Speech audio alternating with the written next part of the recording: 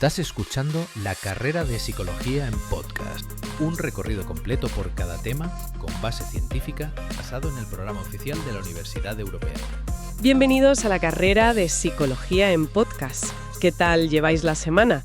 Hoy terminamos otra asignatura más, en esta ocasión sensación, percepción y atención. Veremos el tema 17. Este último tema nos introduce en las principales alteraciones tanto de la atención como de la percepción. Vamos a desgranar primero las de la atención y luego pasaremos a las perceptivas, modalidad por modalidad. Exacto. Es un cierre importante, yo creo, para comprender cómo estos procesos, que son fundamentales, pueden verse afectados. Distinguiremos entre problemas más clásicos de la atención, el TDA, que seguro que suena mucho, y luego haremos un recorrido bastante extenso por las alteraciones sensoriales. Veremos desde las que ocurren en los propios órganos sensoriales hasta las que, tienen un origen ya en el sistema nervioso central. Perfecto. Pues empecemos por la atención. Clasificar sus alteraciones no parece tarea fácil, ¿verdad? Por cómo se define la propia atención y porque, claro, se mezcla mucho con la percepción, incluso con la consciencia. Así es, totalmente. La psicopatología clásica, que estaba muy influida por modelos como el de Broadbent, por ejemplo, pues se ha fijado en dimensiones como la selectividad, o sea, la capacidad de elegir a qué atender. También la capacidad atencional en sí misma, la estabilidad, la oscilación. Autores como Baños y Belloc ya señalaban hace tiempo lo difícil que es separar alteraciones de atención, de concentración y de consciencia en las clasificaciones, digamos, más tradicionales. Ya. Y siguiendo a Cervera, por ejemplo, ¿cuáles serían esos trastornos que llamas clásicos? Pues mira, podríamos hablar de la hipoproxesia, que es una dificultad para enfocar o para concentrarse, como si el umbral para que un estímulo capte tu atención estuviera muy, muy alto. Cuesta que algo te enganche, ¿no? Esto se ve en cuadros como la esquizofrenia, en algunas depresiones, estados de agitación o en demencias también. Vale. Luego tendríamos la aproxesia, que sería ya el grado máximo de esto, o sea, una incapacidad total para fijar la atención. Es un extremo. Entendido. Y al contrario, la hiperproxesia, que también se llama inestabilidad atencional o distraíbilidad. Aquí la atención es muy superficial, muy lábil. Salta muy rápido de un estímulo a otro.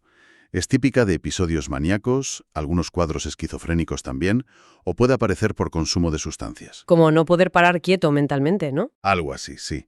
Luego está la fatigabilidad, que aquí la incapacidad es para mantener la atención. Se nota en que aumenta el tiempo de reacción, se cometen más errores en tareas que son monótonas, repetitivas. Es diferente de la hiperproxesia, ¿eh? No es tanto saltar de una cosa a otra, sino agotarse al intentar mantener el foco. Vale. ¿Captada la diferencia? Y nos quedaría el estrechamiento de la atención, que afecta a la amplitud. La persona no puede atender a varios estímulos a la vez. Simultáneamente, el foco se vuelve muy, muy estrecho. Interesante.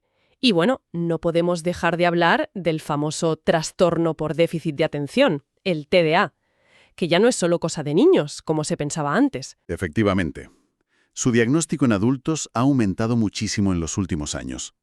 Si agrupamos los síntomas según el DSM, que es uno de los manuales de referencia, pues tenemos tres ejes principales.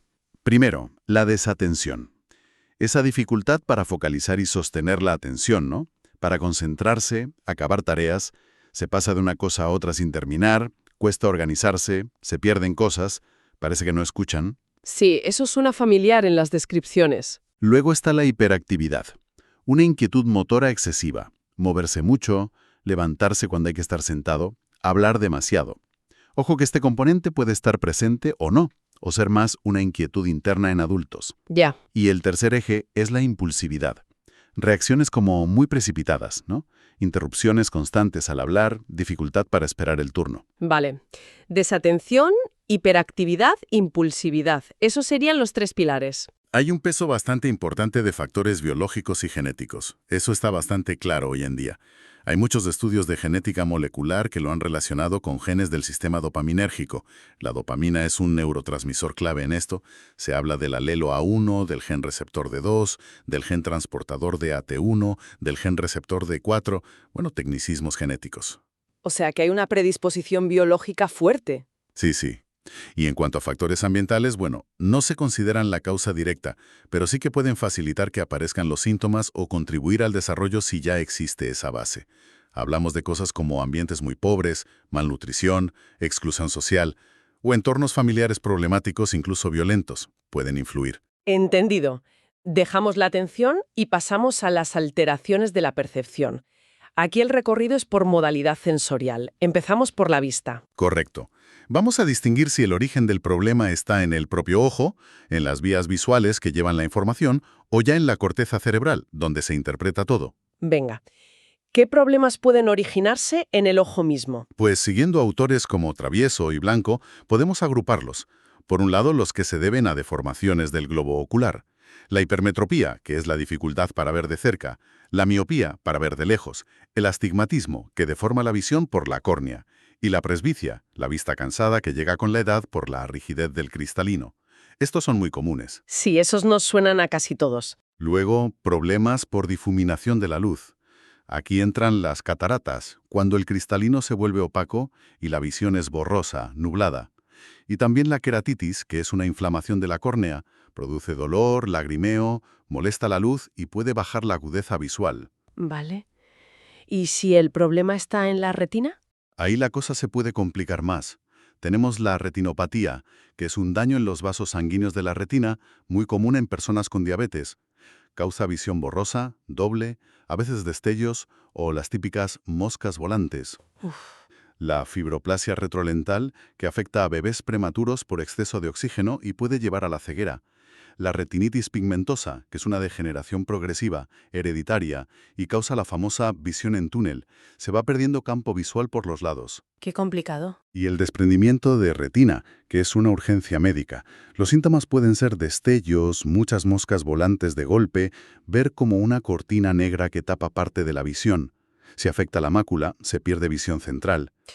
Madre mía. También hay alteraciones relacionadas con la percepción del color, de origen genético. El monocromatismo, que es muy raro, es ver en blanco y negro porque faltan los conos o solo funciona un tipo, deslumbra mucho la luz. El dicromatismo, que es más común, es la falta de un tipo de cono. Si falta el rojo o el verde, protanopia, deutanopia, se confunden esos colores. Si falta el azul, tritanopia, se confunden azules y amarillos. El daltonismo típico, ¿no? Exacto. Y el tricromatismo anómalo, donde los conos funcionan pero de forma anómala, así que la percepción del color no es la normal. Y, bueno, por alteración de la motricidad ocular, el estrabismo, que es cuando los ojos no se alinean bien al mirar un objeto. Cubierto el ojo. Y si el problema está en las vías que llevan la señal al cerebro, en los cables. Ahí destacan dos principalmente. Uno es el glaucoma. Es un aumento de la presión dentro del ojo que va dañando el nervio óptico.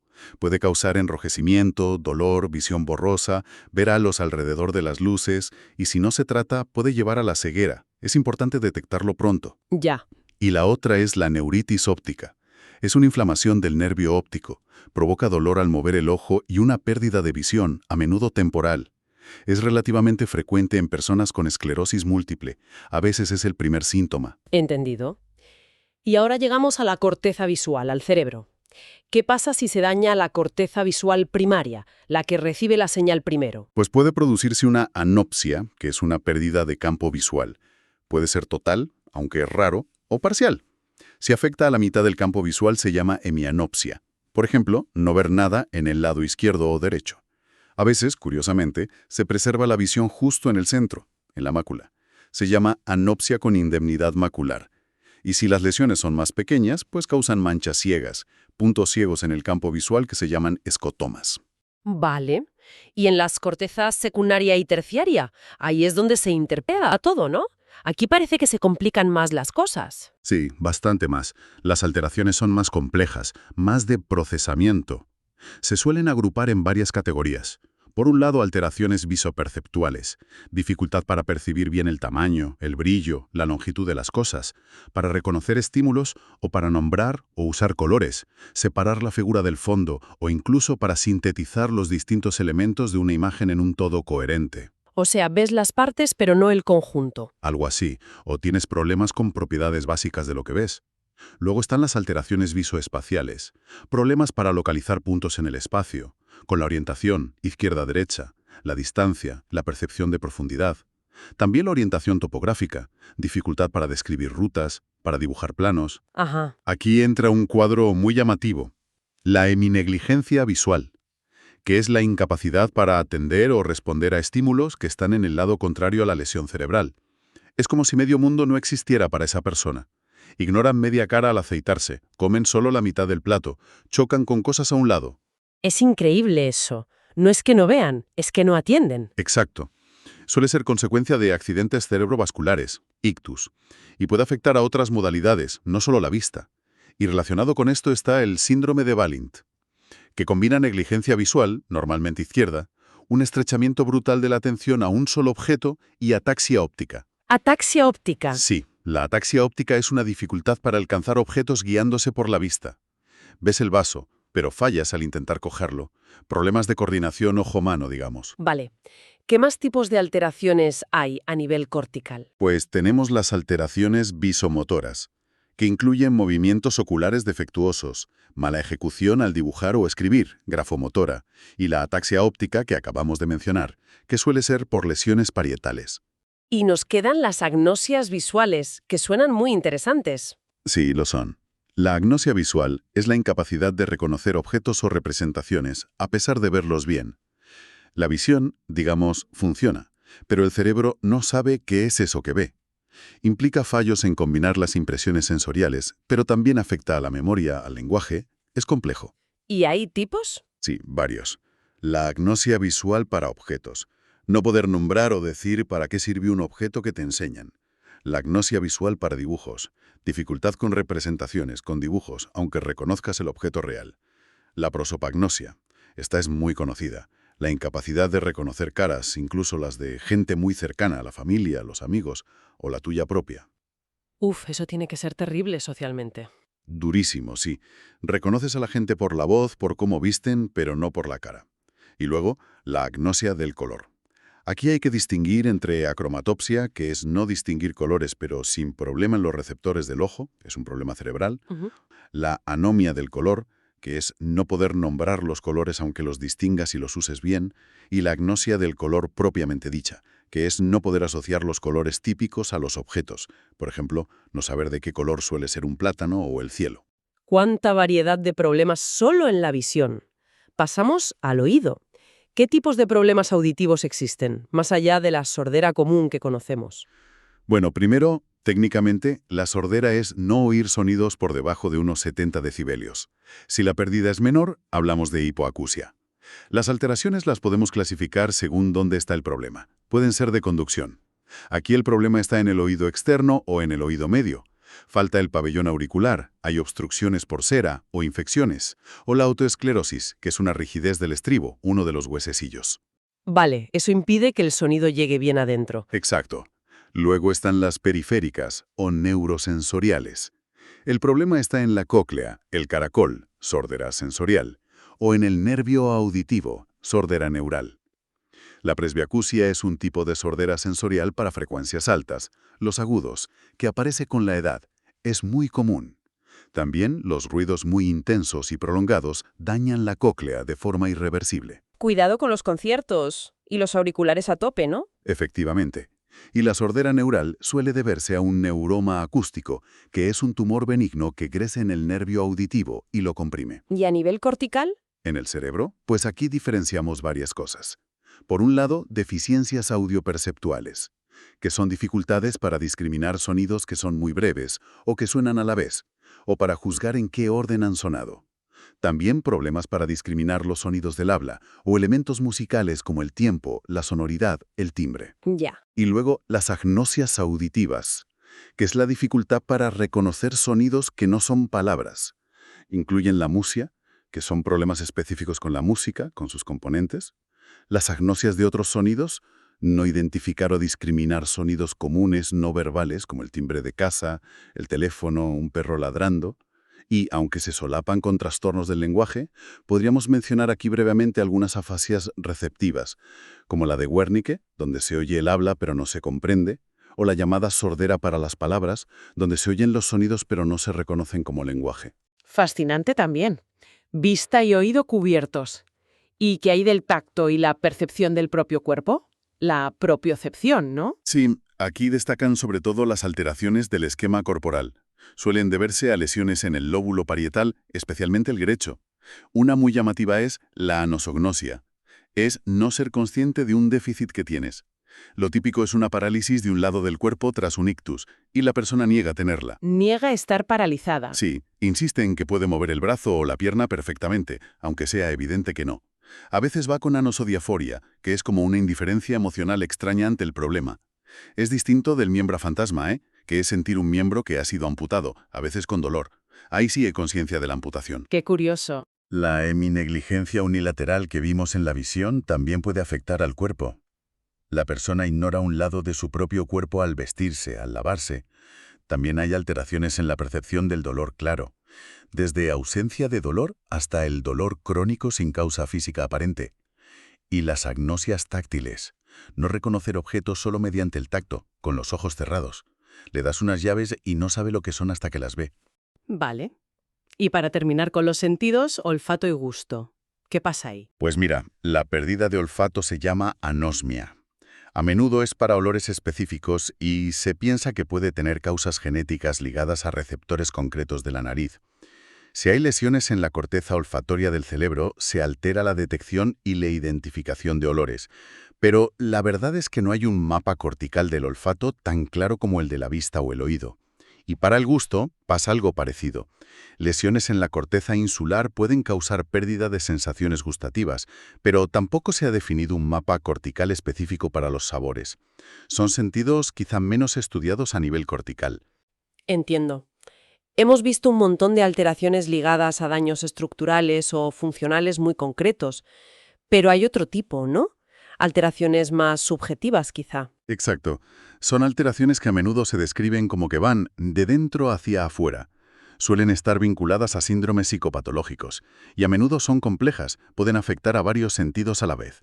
Distinguimos así a grandes rasgos 3 grupos. A ver. Primero, trastornos perceptivos multimodales. El ejemplo más claro es la sinestesia. Es cuando estimular un sentido evoca una experiencia en otro. Lo típico es ver colores al oír música o que las letras tengan colores. Puede darse de forma natural en algunas personas, pero también por sustancias como el LSD. Curioso. Segundo, trastornos de incorporación o del tono afectivo. Estos tienen que ver con cómo vivimos afectivamente, emocionalmente lo que percibimos. Incluyen la extrañabilidad perceptiva, sentir lo percibido como ajeno, distante, irreal. El James View, ¿recuerdas? Sentir que algo familiar es completamente nuevo. Sí. Y la entrañabilidad perceptiva. Sentir que lo percibido es muy familiar, como ya conocido o vivido. El famoso déjà vu. El déjà vu, claro. Y el tercer grupo son los trastornos de fidelidad perceptiva. Aquí ya entramos en si lo que percibimos se ajusta o no a la realidad externa. Tenemos las ilusiones, que son una deformación de un objeto que sí existe, que es real, pero lo percibimos de forma errónea. Ver formas en las nubes, confundir un abrigo colgado con una persona en la oscuridad. Vale, eso nos pasa a todos, a veces. Sí, y normalmente somos conscientes de que es una ilusión, o podemos corregirla. Luego están las pseudopercepciones o imágenes anómalas.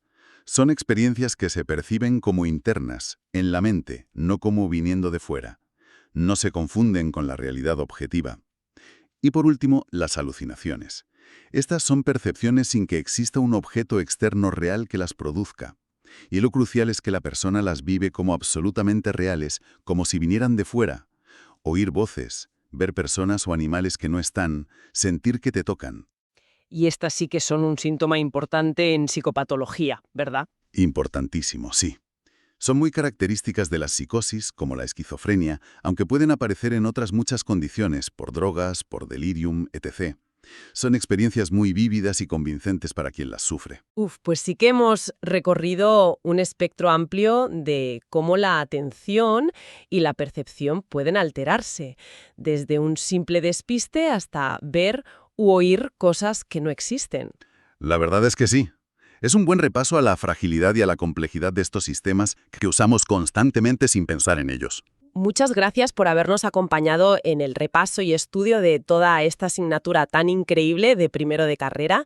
Pronto os compartiremos el resumen completo y bueno, terminamos con sensación, pero seguiremos poco a poco viendo todas las demás asignaturas que nos faltan.